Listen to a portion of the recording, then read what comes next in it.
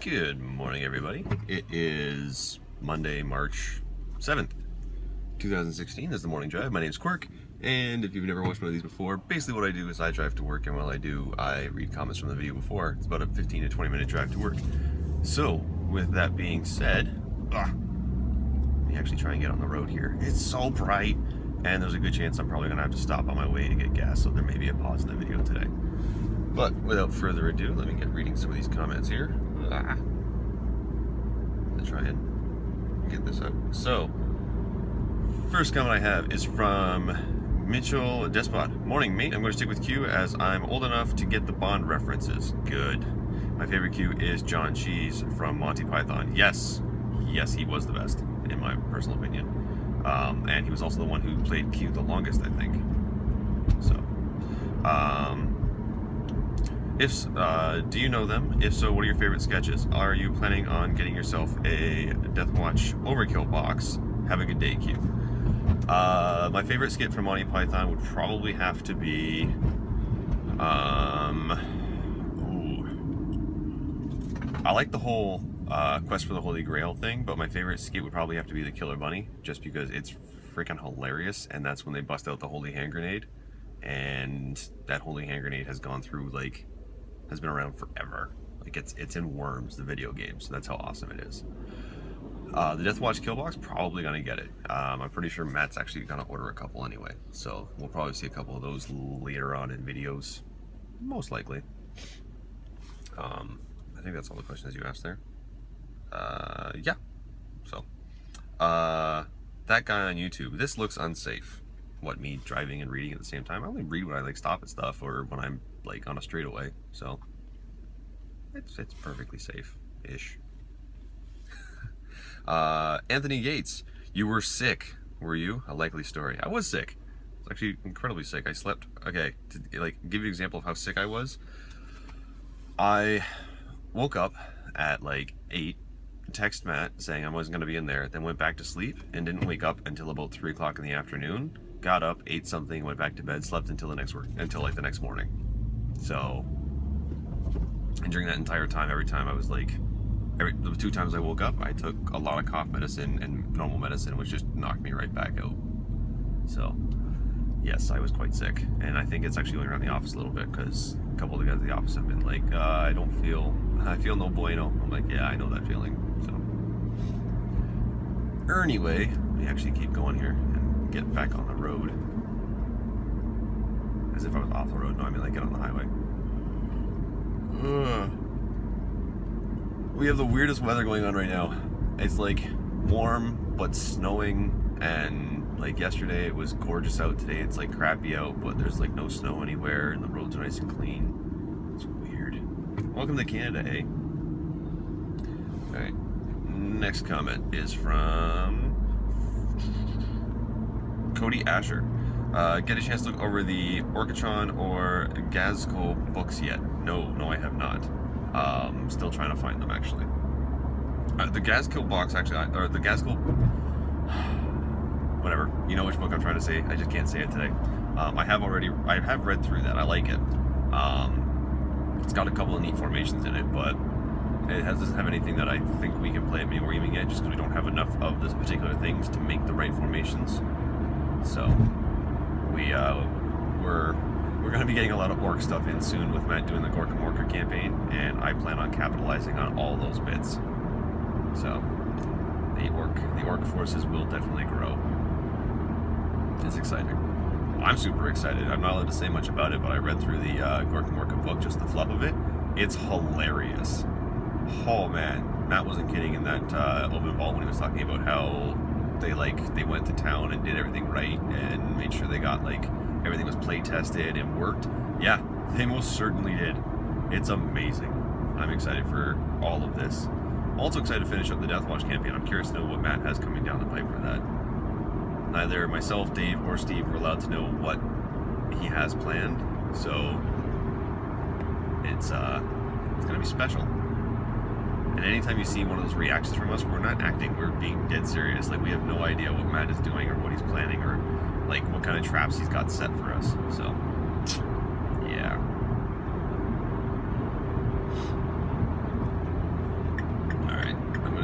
here, but I'm going to have to jump back because I need to get gas. Because I can... there's a good chance this might turn into a really long video when I get out and have to start pushing my car. But I'll risk it. Alright, next one I have is... oh, sorry, more from Cody Asher. Also, how do you feel about 30k armies versus 40k armies? We all know fluffy Chaos Space Marine forces would be better off with 30k.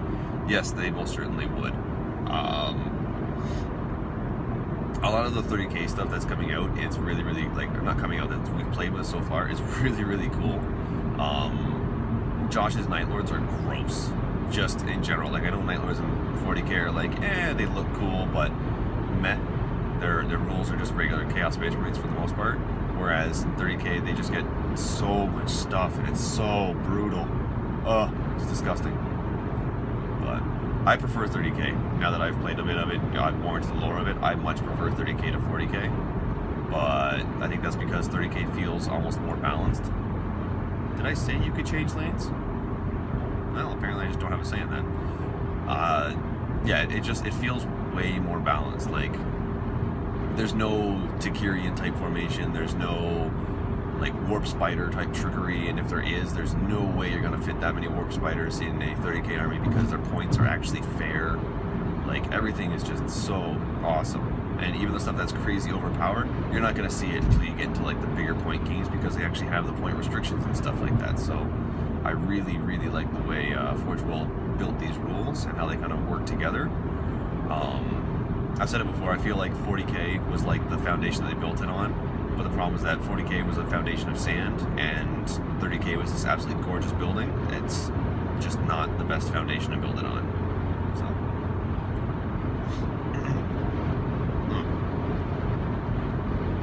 Residual cold, sorry. That was gross for anybody who actually watched the screen there. Don't rewind it and watch what I just did. Just kind of coughed up some junk there without coughing, it's gross. Alright, next up we have Fallen Hero. Have you ever seen, have you seen if the Emperor had text-to-speech device? It's amazing. I watched one. I thought it was quite funny, but it was the one where, and I got a good laugh out of it, but I noticed that these episodes are like 30 minutes long, and the one I watched felt like it was starting to just kind of drag on, like they were grasping at straws for jokes. But they did the whole heresy thing where a guardsman picked up like basically a nudie mag, and his commander was like, "Oh, heresy," and shot him. And then he picked it up, and a Space Marine came out and was like, "Oh, heresy," and then shot him. And the Space Marine picked it up, and a Grey Knight count was like, "Oh, heresy," and just kind of kept going and going until finally ended up nuking the planet. I was like, it's kind of funny actually.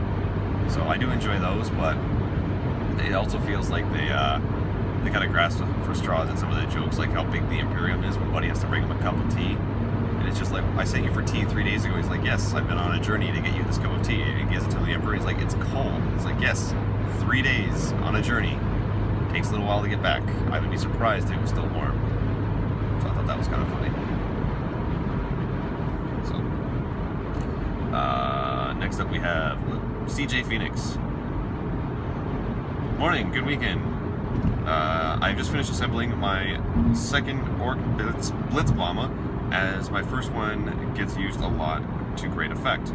What are your thoughts on the Orc aircraft, particularly the bombers? P.S. Orcs do have a transport via flyer via Forge World. Remember saying you needed one. Yeah, I saw the one that Forge World has. I like it, but I meant more like almost like Venom type skimmers. I know I'm being very particular here, but I want to be able to do like a skimmer spam, because you can already do you can already truck spam like crazy, and it doesn't cost much because trucks are like 35 points, so it's almost nothing to throw a truck out there. And I want to be able to do the same thing with something that has the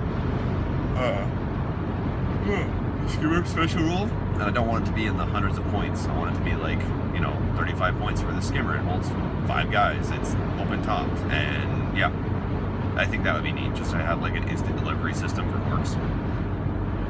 The Blitz Bombers I've used them twice. The first one did not go very well because I went to do the bomber and I ended up I think I rolled a 1 and killed myself. So that just went terribly. The second time I did it, it worked a couple times, it was neat, but I could never actually hit my mark that I flew over with the bomber. I always would scatter and only clip maybe 2 or 3 of 10 guys. So It may have just been bad luck on my part. I think they're really cool. I like the way they play. I can't find a effective way to use them yet, or it might just be I'm just having terrible dice rolls, which, you know, half does one, six does the other. So I said that I did that wrong. Half does into one, six. That's it. Never mind. You know what I mean? They're pretty much the same. Don't have Quirk try and do. Don't have Quirk talk. And the last comment. See, and the last comment I have here is from Jacob Burley, Schrodinger's cat. Yes, I kind of whiffed on that one too. I was trying to say not Schrodinger. It's gone. The guy who did the experiment on putting poison in a box and then putting the cat in the box with the poison in a timer that was set that he didn't know when it was going to go off. Basically, he closed the box, and his theory was the cat is neither alive nor dead. That's the whole theory. Yeah. It's gone. Can't remember his name. It's gonna bug me. I'm sure someone's looking at the screen right now being like, it's this. How are you not? It's this. You said it like on the Friday. Come on, man. Schrodinger's. That's it. Haha, I got it. But that's all the comments I have for today. You guys gave me 7 comments. What is that? No, I'm just kidding. But I'm officially 10 minutes into my drive, and I've got like 6 minutes left. And how late am I right now? Oh, I'm actually doing good. I'm gonna be on time. Yay! I am terrible. So I got my Robite Guilliman in the mail. I was excited. I'm so excited. So I started cleaning him up and putting him together and fixing up some of the mold lines on like the Plymouths and stuff like that, because they I watched the Forge World video. I had to properly clean that, and I was like, oh, that's how you clean those. I just sand them till they go away, but I usually lose like half the model when I do it. So their whole theory is like when you get the mold lines where the resin actually shifted, so it almost looks like there's a step. You're supposed to take green stuff and just absolutely load it in on there and smooth it out until it's nice and smooth with the pieces you're using, and then sand that down till it's nice and flat. That way you get a nice flat surface over it, or at least like a gradual shift, as opposed to like just like a hard drop. So I finally busted out some green stuff and did that. And I started to discover I like green stuff. I just like messing around with it. I like being able to like make stuff and put stuff on things and add little bits, and fixing is amazing. Just fixing all the little like if a shoulder piece breaks somewhere, if you're clipping something and it takes a little bit too much off, you can green stuff and just fix it. Like, haha, sweet. That's awesome. So also pretty much a good portion of last week went to me making my Fulmentaris Ultramarine Terminators for 30k. Yeah. It actually took the longest was magnetizing everything. So every single one of their arm weapon options are magnetized. If anyone who builds the models knows, they're like, wait, how'd you do that? Their shoulders magnetized to their arms. I glued their shoulders to their bodies and then magnetized their arms, so when they clip onto the body, it looks like they're flush with the shoulder, so you don't really know where it's supposed to go. Except for one. One of them just went absolutely AWOL on me and does not look right at all, but it'll be hard to see on camera. So that's my saving grace there. But I also found some cyclone missile launchers. I'm gonna magnetize them and stick them on top so that they can actually be fully decked out Fulmentaris Terminators. It's awesome. But as I was building it, Matt was like, why are you doing Ultramarines? You haven't finished your Alpha Legion yet. I'm like, you see, sir, if I take the Coils of the Hydra Rite of War, I could take any special unit from any other Legion. So I could totally take these with Alpha Legion. And Matt was like, oh, that's actually pretty cool. I'm like, yes, except they're gonna cost like 400 to 500 points for 5 guys, because they're ridiculously expensive. Holy crap, they're expensive. I think it's like 35 points a guy. Then if you want, you can deck out the entire unit with Cyclone Missile Launchers, but it's almost, I think it's 20 points a guy then? 20 or 25 points a guy, so now you're looking at like 70 points a model. You need to bring 3 of them, then you're at, or probably bringing 5 of them, you're at 300 points. It's gross. It's gross. And you want to give them possible like weapon upgrades or give them a transport, then you're just, yeah, there goes your points.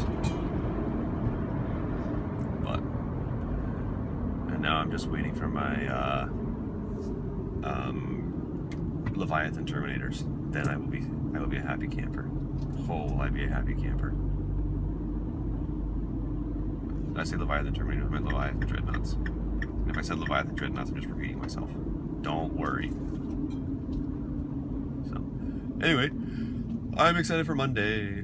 So, I also got to work on the War Machine campaign that Josh and I will be doing. I got Josh's caster painted-ish.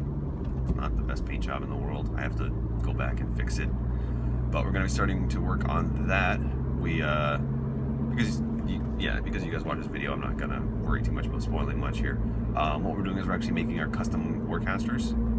And we did a custom warcaster. So what you do is you pick the faction you want your caster to be in. Then I'm not going to say like what we got, but I'm just saying how we did this. So you pick the caster you want your faction to be from.